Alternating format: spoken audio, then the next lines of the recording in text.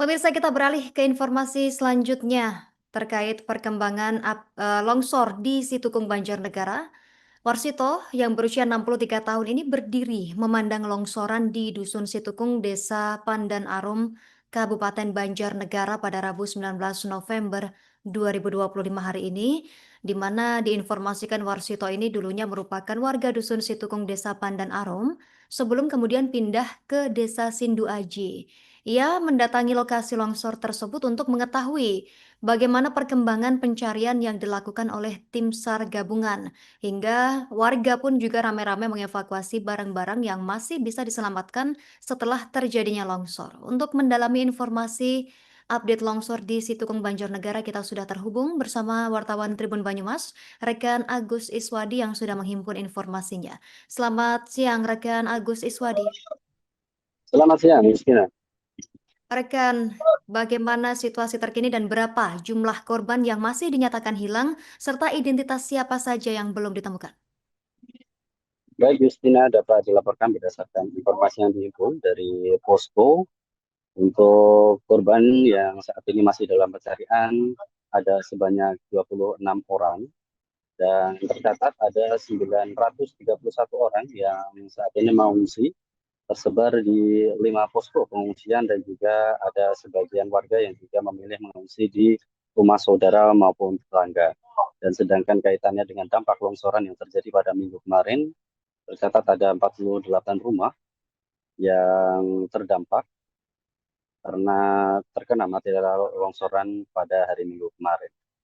Dan dari pantauan di lokasi terlihat tim SAR gabungan masih terus melakukan upaya pencarian di sekitar longsoran, baik itu dengan mengerahkan sejumlah personil serta mengerahkan alat berat untuk membantu kaitannya dengan proses evakuasi.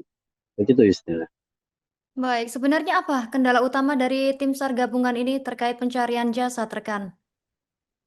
Baik, untuk dari hasil koordinasi, baik itu dari BMKG, kemudian BNPB dan juga BPBD, serta Basarnas, diketahui di sekitaran titik longsoran masih terdapat aktivitas tanah bergerak, mengingat di sekitar titik longsoran masih terdapat sumber air, dan di sisi lain, di saat terjadi longsoran pada beberapa hari yang lalu, pada minggu kemarin, ternyata terdapat genangan yang mana apabila genangan tersebut tidak segera ditangani atau segera tidak dikurangi untuk debit airnya, nantinya berpotensi akan membahayakan tim pencarian yang ada di bawah atau di sekitaran longsoran.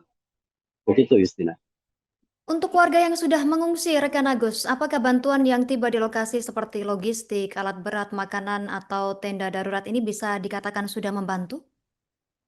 Dan dari pantauan di kantor kecamatan terlihat sejumlah logistik juga telah disalurkan dari petugas kepada warga terdampak yang mengungsi.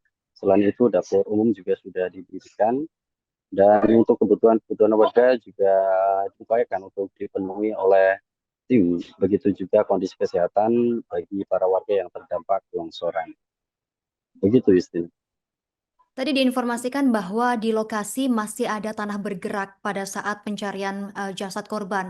Apakah ada peringatan resmi dari BPBD sendiri terkait potensi longsor susuran yang mengharuskan warga ini tidak bisa kembali ke rumah?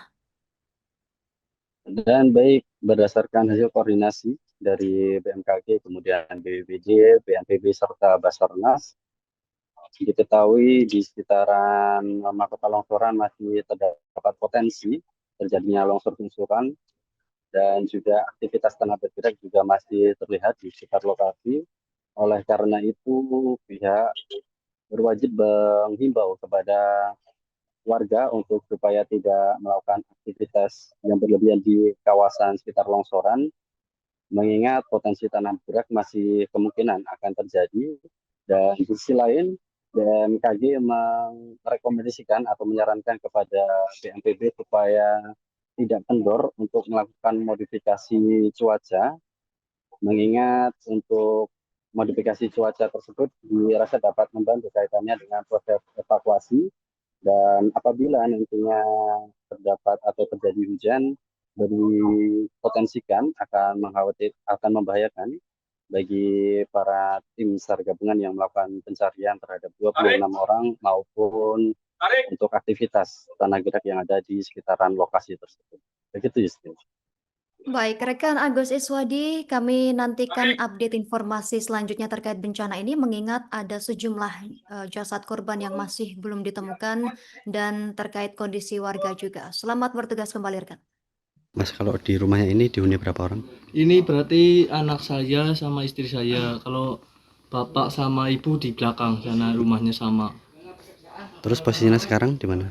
Posisi sekarang berarti di rumah istri saya yang orang tua istri saya di Bedana. Oh, yang masih aman ya? Iya aman alhamdulillah, jauh sih. Mas, pas kejadian posisi jenengan di rumah atau? Kalau saya sedang dagang.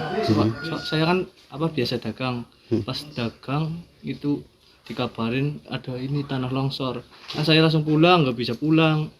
Gerobak saya taruh di bawah sama motor, saya langsung lari ke hutan sana. Kan buat nemenin ini yang satu desa kan lari ke sana semua sih. Jadi saya ngikut ke sana. Nama saya Pak Warsito. Pak, ini kesini untuk mencari tahu keberadaan saudara atau seperti Ya apa? betul, saya di sini tujuannya saya kan banyak saudara di sini. Nah mau bagaimana? Ya siapa tahu nanti saudara saya ada yang ketemu. Itu yang nama Warjono, adik saya. Tuh. Itu info terakhir Warjono itu kemana, Pak? Ya yang terakhir itu kan nengok saudara lagi sakit katanya. Nah sewaktu itu adik saya belum pulang dari situ, longsor sudah langsung bet lah katanya kan. Adik saya sama istrinya kan belum keluar, yang jelas kan ikut ketimbun lah.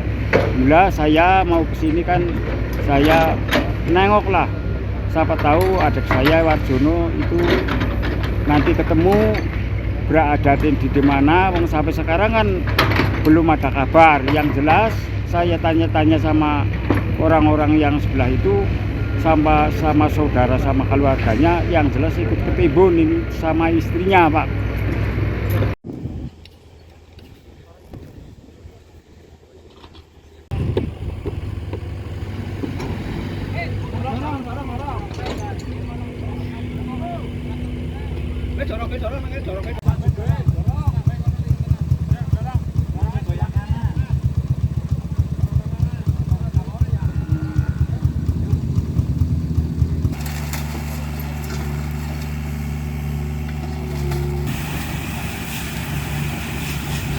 Download Tribun X sekarang, menghadirkan lokal menjadi Indonesia.